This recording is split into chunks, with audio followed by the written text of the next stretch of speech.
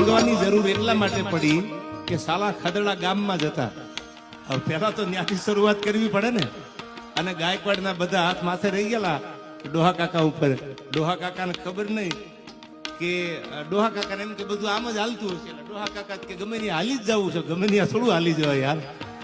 અને હવે સાંભળજો આ કડી શું કીધું. એવી